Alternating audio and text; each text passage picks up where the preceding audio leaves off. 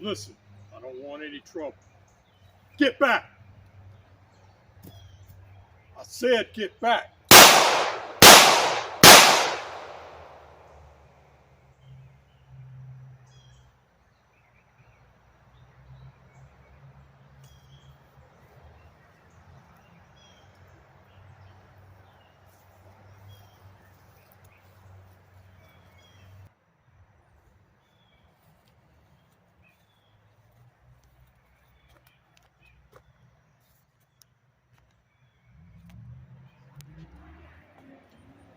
Hi, this is Greg with Lionquestfitness. Recently, I had a gentleman contact me who had seen one of my other videos about self-defense for elderly folks. And he said, Greg, the problem is, on my left arm, the man's right-handed, my left arm is disabled. And I have to use my right arm for my cane. And I can walk kind of on a level surface, but trying to negotiate hill, gravel, rough terrain, I gotta have that cane, and it's in my right hand.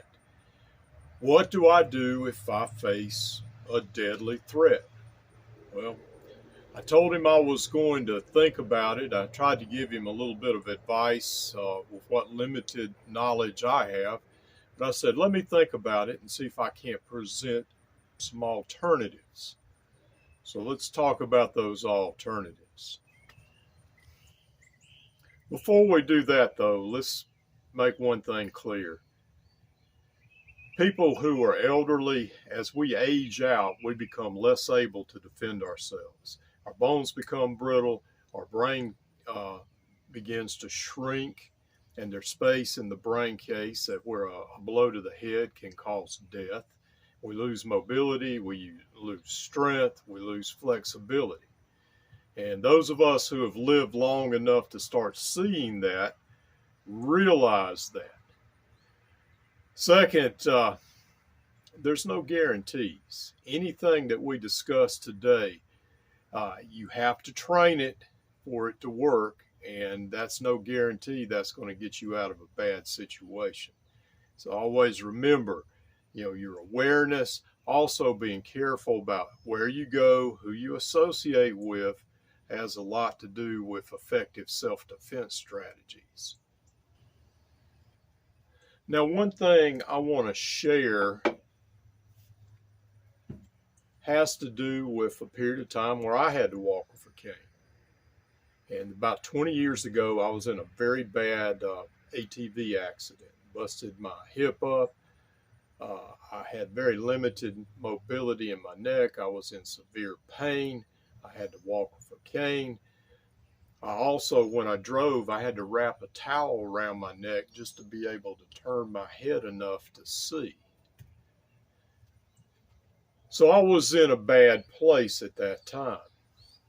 And I pulled up into a parking space, and two very healthy young men approached me. One of who I knew. I dealt with him some years before as a school resource officer. And then later, he attended for a brief period of time the same Kajukenbo school that I was enrolled in.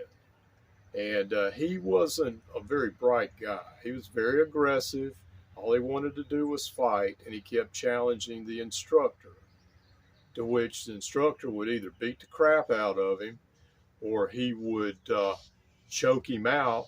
And then the idiot, once he came to, hey, look, I'm so tough, he had to choke me out. Anyway, he had a little bit of a sociopathic streak in him. So they approached my car, and I'm like, barely move my head to look at them. And they come up smirking and saying, we ought to turn your car over. And I looked at them, and this is a fact of human psyche. Sometimes people will commit rough jesting or rough bullying. But the more vulnerable that victim is, the more it fires something in their mentality. It cuts on a switch where they get more and more aggressive. So I looked these two young men in the eye, And I said, no, you're not going to turn my car over. And they looked at each other and kind of laughed and smirked, and then they walked off.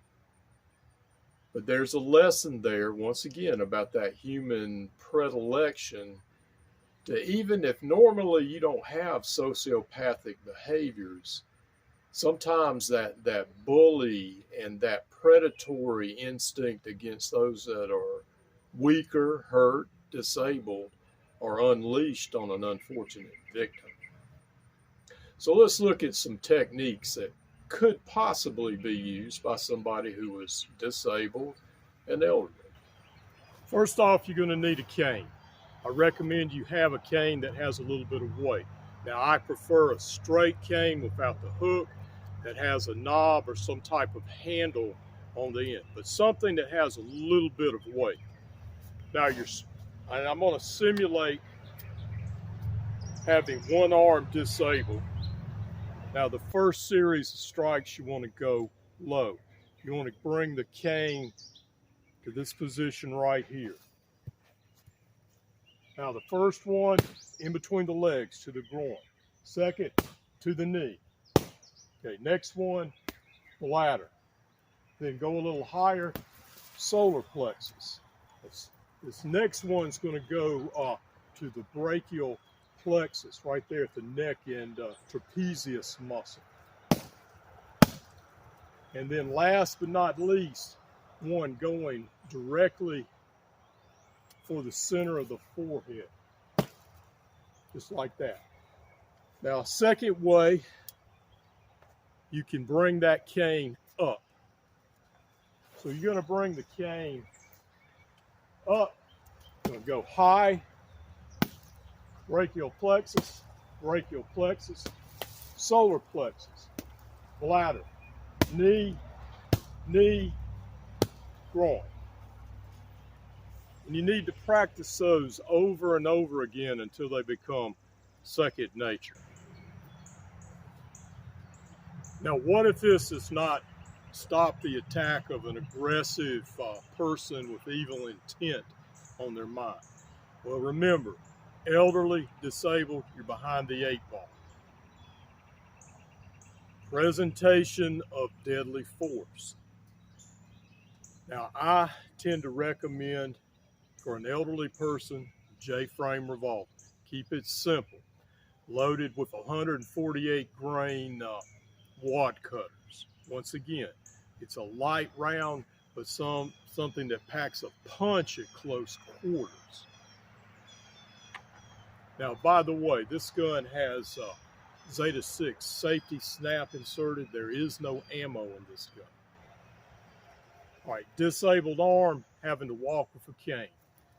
Now, you've warned this aggressive predator to get back. They don't want to get back. Hit them between the legs. Hit the knee. Now, at that point, maybe that will stop them.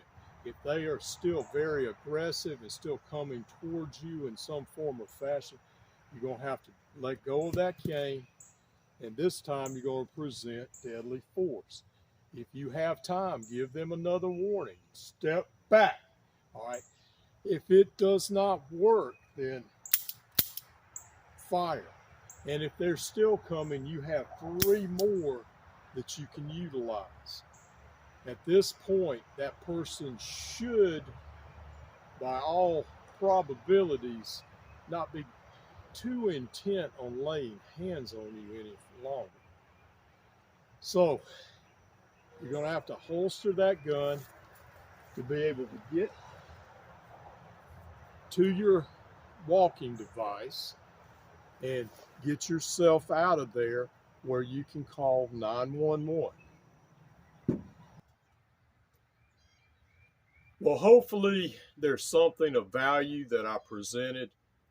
And once again, there's no guarantee.